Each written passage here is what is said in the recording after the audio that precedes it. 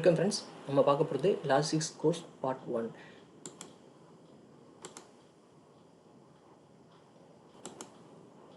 Shipping knowledge வேணுன்றவங்களுக்கு இந்த course யூஸ்ஃபுல்லாக இருக்கும். இதில் பார்ட் 1 வந்து பார்த்திங்கன்னா இன்கோடம் 2026. இன்கோடம் வந்து ஆக்சுவலாக 2020 தான் நம்ம பார்க்க போகிறது.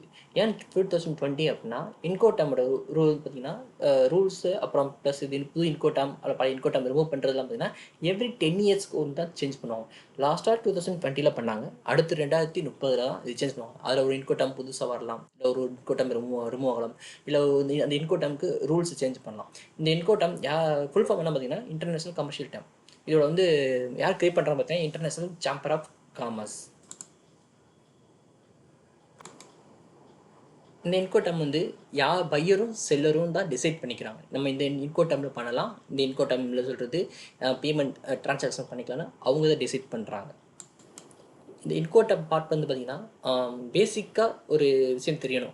இங்கிலீஷ்க்கு கிராமர் எப்படி முக்கியமானதோ அதே மாதிரி இந்த இன்கோடம் வந்து நீங்கள் எக்ஸ்போர்ட் பிஸ்னஸ் பண்ண போகிறீங்க இல்லை இம்போர்ட் பிஸ்னஸ் பண்ணுறீங்க அப்படின்னா அதுக்கானது ரொம்ப ரொம்ப தேவையான ஒன்று தான் இந்த இன்கோடம். இன்கோடமோட 3 பில்லர் பார்த்தீங்கன்னா காஸ்ட்டு, ரிஸ்க்கு, டாஸ்க்கு. இந்த காஸ்ட்டு பார்த்திங்க அப்படின்னா insurance, fried amount, customs duties, taxes யார் பே பண்ணுறான்னு வரும்.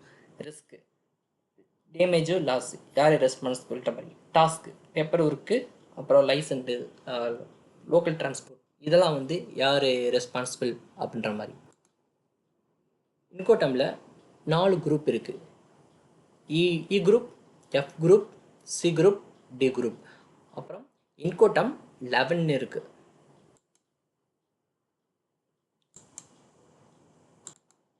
மொத்தம் 11 இன்கோடம் இருக்குங்க. 11 இன்கோடம் ரூல் என்னன்னு செக் பண்ணி பார்க்கலாம் சொல்கிறேன். ஃபஸ்ட்டு பார்க்குற இன்கோடம் பார்த்தீங்கன்னா எக்ஸ் ஒர்க். இது ஒரு collect term. The buyer pickup goods from the seller door. The buyer handle everything. இப்போ இந்தியாவிலேருந்து ஒரு பொருளை ஜெர்மனிக்கு எக்ஸ்போர்ட் பண்ணுறோம். எக்ஸ்போர்ட் பண்ணும்போது ஜஸ்ட்டு நம்ம குட்ஸை ரெடி பண்ணி வச்சுட்டு ஜஸ்ட்டு நோட்டிஃபை பார்ட்டிக்கு ஒரு இன்ஃபர்மேஷன் கொடுத்தா போதும்.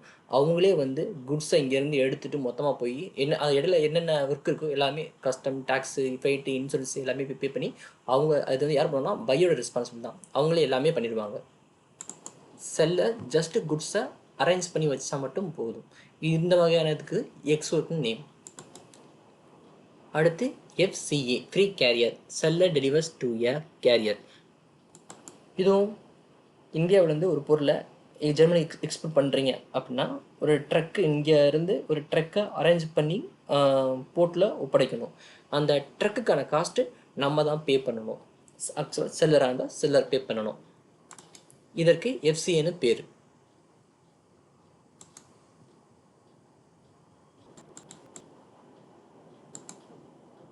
அடுத்து FAS free alongside ship. Seller place goods next to the ship at the port. இந்த மாதிரி FAS பார்த்திங்க அப்படின்னா ஜஸ்ட்டு அதே மாதிரி இங்கேருந்து இந்தியாவில் வந்து ஒரு பொருளை ஜெர்மனி எக்ஸ்போர்ட் பண்ணும்போது அதே குட்ஸை ஷிப்புக்கு பக்கத்தில் அலாங் சைடு வச்சு ஜஸ்ட் அங்கே ஒப்படைச்சா ஷிப்புக்கு சைடில் வச்சா மட்டும் போதும். இதுதான் FAS.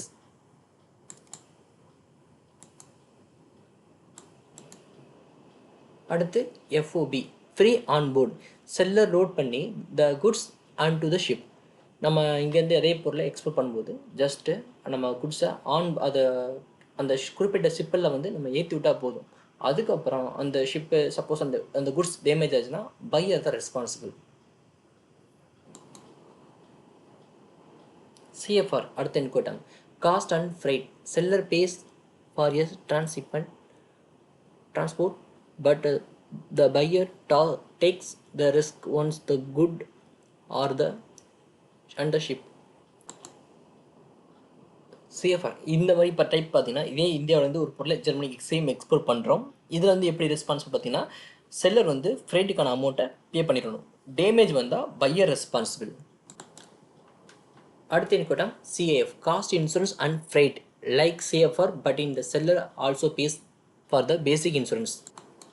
இது எப்படி பார்த்திங்க அப்படின்னா சேம் அதே எக்ஸ்போர்ட் பண்ணுறோம் இங்கேருந்து. இந்த வந்துன்னா செல்லருக்கு ஃப்ரைட் அண்ட் இன்சூரன்ஸ் நம்மளோட பொறுப்பு தான் பே பண்ணணும். அப்புறம் டேமேஜ் ஆச்சு அப்படின்னா பையர் தான் இதை கிளைம் பண்ணிக்கலாம். CBT carrier paid to seller pays for transport to a destination for any mode of transport. இதோ அதே மாதிரி சேம் நம்ம இங்கேருந்து இந்தியா வந்து ஜெர்மனிக்கு எக்ஸ்போர்ட் பண்ணுறோம். இது எப்படின்னா ஏர்போர்ட்டுக்கு ஒரு குட்ஸ் வந்து லாரியில் ஏற்றி விட்றோன்னு வச்சுக்கோங்களேன், அதோட முடிஞ்சது. அதுக்கு வந்து சப்போஸ் லாரி டேமேஜ் ஆனால் கூட இது பையர் தான் ரெஸ்பான்சிபிள். இது CIP carriage and insurance paid to like CPT but include high level insurance. இது எந்த மாதிரி நான் சொல்கிறேன். இப்போ உதாரணத்துக்கு எக்ஸ்போர்ட் பண்ணுறோம், மெடிக்கல் எக்யூப்மெண்ட்டு இந்த மாதிரி ரொம்ப விலை உயர்ந்த பொருளாகும், ரொம்ப எக்ஸ்பென்சிவான குட்ஸ்ன்னு வச்சுக்கோங்க. அந்த மாதிரி இதை நம்ம வந்து என்னென்ன பண்ணோம்னா ஃப்ளைட்டோட காஸ்ட்டும் அண்ட் ப்ளஸ் வந்து செல்லர் வந்து ஃப்ளைட்டோட காஸ்ட்டும் ஆல் ரிஸ்க் இன்சூரன்ஸ்னு இருக்கும், அதை பே பண்ணிக்கணும். அது யார் பே பண்ணால் செல்லர் தான் பே பண்ண போகிறோம். கிளைம் வந்தால் மட்டும் அது பையர் கிளைம் பண்ணிக்குவாங்க. அடுத்த இன்கோட்டம் பார்த்தீங்கன்னா டிஏபி டெலிவர்ட் அட் பிளேஸ்.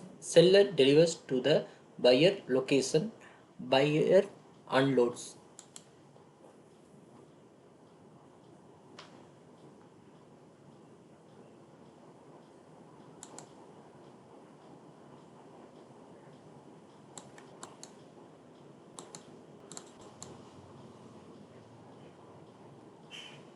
ஒரு குட்ஸை நம்ம இங்கேருந்து இந்தியாவில் எக்ஸ்போர்ட் பண்ணுறோம் அப்படின்னா அவங்க சொல்கிற இந்த குட்ஸை அவங்க சொல்கிற பிளேஸுக்கு, அதாவது ஃபேக்ட்ரியோட வாசல்லே கொண்டு போய் சேர்க்குறது தான் டிஏபி.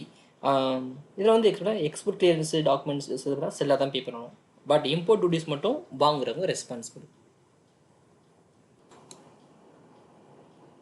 அடுத்த இன்கோட்டை பார்த்தீங்கன்னா TPU delivered at place unloaded. Seller delivers at the unloaded the goods. இது எப்படி பார்த்தீங்கன்னா அதே குட்ஸை இங்கேருந்து நம்ம எக்ஸ்போர்ட் பண்ணுறோம். இது வந்து அடுத்து வந்து பார்த்தீங்கன்னா இது அவங்களோட ஃபேக்ட்ரி வாசல் சொன்னல, ஃபேக்ட்ரி வாசல் கொண்டு போயிட்டு அங்கேருந்து குட்ஸை அன்லோட், இப்போ அங்கே ஒரு க்ரெயின் மூலமாக வச்சு அந்த குட்ஸை இறக்கி வைக்கிறதோட நம்ம செல்லரோட ஒர்க்கு முடிஞ்சது.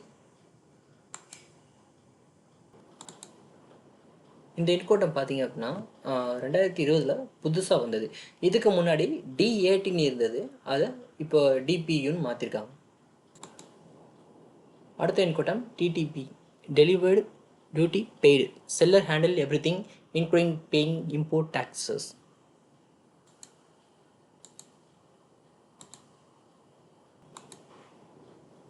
இதுவும் வந்து பார்த்திங்கன்னா கிட்டத்தட்ட அமேசான் டெலிவரி மாதிரி, நம்ம ஒரு ஆர்டர் போட்டுருவோம், நம்ம வாசலுக்கே வந்து கொடுத்துருவோம். அப்படின்னா நம்ம இங்கேருந்து ஒரு குட்ஸை எக்ஸ்போர்ட் பண்ணுறோன்னா கிட்டத்தட்ட டேக்ஸு, அங்கே இம்போர்ட் டேக்ஸு டியூட்டிஸ் எல்லாமே செல்லர் தான் பே பண்ணணும். அதே மாதிரி அவங்க கடை வாசல்லே வந்து டெலிவரி பண்ணுவாங்க. இதுதான் டிடிபி.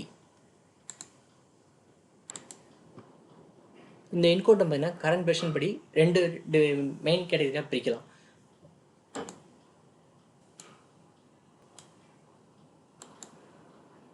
ஸ்க்ரீனில் பார்க்குற மாதிரி rules for any mode of transport வந்து பார்த்திங்கன்னா apply to air, rail, road or shipping எல்லாத்துக்குமே இந்த இன்கோட்டம் ஒர்க் ஆகும். Ex work, FCA, CPT, CIP, DAP, DPU, DDP. Another one, rules for sea and inland waterway transport, FES, FOB, CFR, CIF. ஒரு குட்ஸை நம்ம இங்கேருந்து ஒரு இந்தியாவிலேருந்து, ஃபார் எக்ஸாம்பிள் இந்தியாவிலேருந்து எக்ஸ்போர்ட் பண்ணி ஜெர்மனி கொண்டு போகிறோம் அப்படின்னா இத்தனை வகையான சொல்கிறது சார்ஜஸ்லாம் அதில் வரும். இதை பேஸ் பண்ணி தான் இன்கோட்டம்லாம் நம்ம அவங்கவுங்க ரெஸ்பான்சிபிளாக பிரிச்சுக்குவாங்க.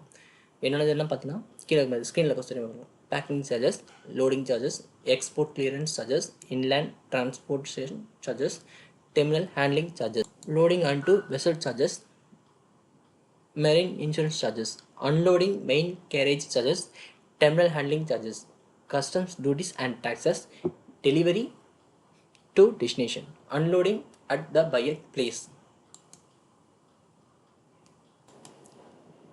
Finally, thank you. Next வந்து லாஜிஸ்டிக்ஸ் பார்ட் 2ல் நான் கொஞ்சம் அடுத்து வேறு புது டாபிக் கொண்டு வரேன். அது வந்து இன்னும் உங்களுக்கு ரொம்ப யூஸ்ஃபுல்லாக இருக்கும்.